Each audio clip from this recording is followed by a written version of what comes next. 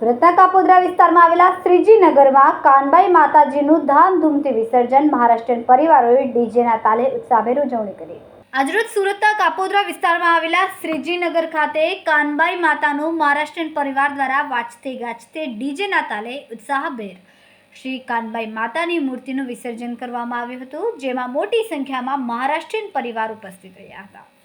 અષાઢી શુદ્ધ માસમાં અને હિન્દુ ધર્મના પવિત્ર મહિનો શ્રાવણ માસમાં પહેલા અથવા છેલ્લા સોમવારે મહારાષ્ટ્રીયન સમાજમાં આરાધ્ય કુલદેવત કાનબાઈ માતાનો સૌથી મહત્વનો પર્વ કાનબાઈ માતાજીનો ઉત્સવ પારંપરિક રીતે ધામધૂમથી આ પર્વની ઉજવણી કરતા હોય છે। ત્યારે સુરત શહેર ટેક્સટાઇલ અને ડાયમંડ સિટી હોવાથી ડાયમંડનો હબ હોવાથી ભારતના તમામ રાજ્યોમાંથી રોજીરોટી મેળવવા માટે સુરત શહેરમાં વસેલા છે। એમાંથી એક મહારાષ્ટ્ર, તેમાં પણ ખાસ કરીને ખાનદેશ સમાજ મોટી સંખ્યામાં સુરત શહેરમાં વર્ષોથી વસવાટ કરતા આવ્યા છે। ત્યારે સુરતના અલગ અલગ વિસ્તારોમાં કાનબાઈ માતાજીની સ્થાપના કરવામાં આવે છે।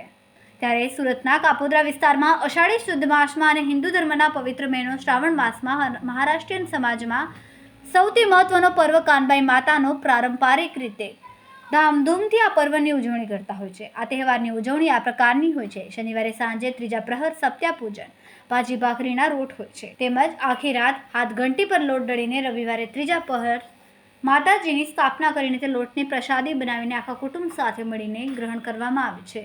આખી રાત ભજન કીર્તન કરીને જાગરણ કરે છે। તેમજ સોમવારે સવા પ્રહરમાં માતાજીની ધામધૂમથી શોભાયાત્રા કરીને બીજા પ્રહરમાં વિસર્જિત કરવામાં આવે છે। આખું ખાનદેશ આ ઉત્સવને ખૂબ જ ધૂમધામથી ઉજવવામાં આવે છે। ભાવિક ભક્તો દર્શનનો લાભ લઈને આનંદ હર્ષ નાચગાન કરીને માતાજીના આશીર્વાદનો લાભ લે છે। નમસ્કાર, મારું નામ સંદીપભાઈ રમેશભાઈ સોનાર છે।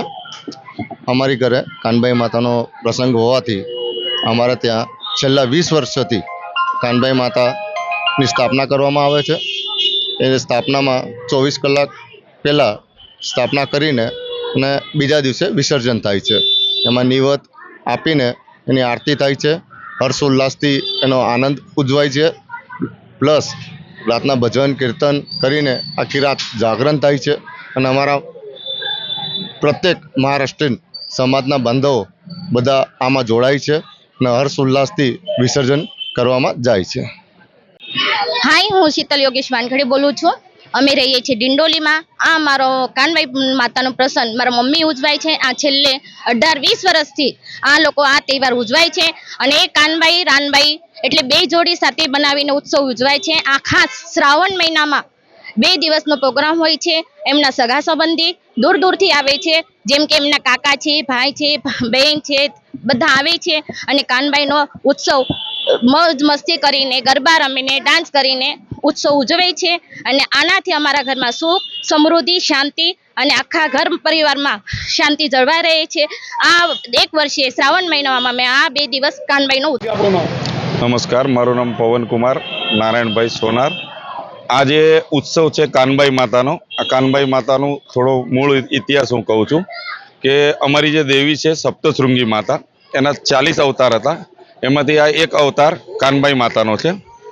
સપ્તશૃંગી માતાએ મહિષાસુરનો વધ કરીને એણે પછી જે 40 અવતાર એમાંથી ઉત્પન્ન થયા, એમાંથી આ એક કાનબાઈ માતાનું હતું। અમારા મહારાષ્ટ્રીયન લોકોમાં, મહારાષ્ટ્રમાં આ ઉત્સવ તો દર વર્ષે શ્રાવણ મહિનામાં ઉજવે છે, પણ સુરતમાં મહારાષ્ટ્રીયન સમાજ ઘણો છે અને મહારાષ્ટ્રીયન સમાજ કાનબાઈ માતાની સ્થાપના કરે છે। પહેલા દિવસે એની પૂજા અર્ચના કરીને એને નિવેદ આપીને એની જે બી કંઈ વિધિ હોય એ વિધિ પ્રમાણે એની બધી એ કરીને અમારા લોકો એને નિવેદ ધરાવીને, સગા સંબંધીને બોલાવીને, કુટુંબીને બોલાવીને, આજુબાજુના મહારાષ્ટ્રીયન મિત્રોને બોલાવીને આ ઉત્સવ ઉજવવામાં આવે છે। આનું બીજા દિવસે વિસર્જન થાય છે અને વિસર્જનમાં અમારા બધા મિત્રો, સમાજ એ બધા જઈને માતાજીનું વિસર્જન કરે છે। કેમેરામેન સેનિલ વિરાણી સાથે વિશાલ છેઠા, માનવ પ્રભા ન્યૂઝ, સુરત। અમારા વિડિયોની નવી અપડેટ મેળવવા માટે સબસ્ક્રાઇબ કરો માનવ પ્રભા ન્યૂઝ ચેનલને। બેલ આઇકન ક્લિક કરો લેટેસ્ટ વિડિયો સૌથી પહેલા મેળવવા માટે।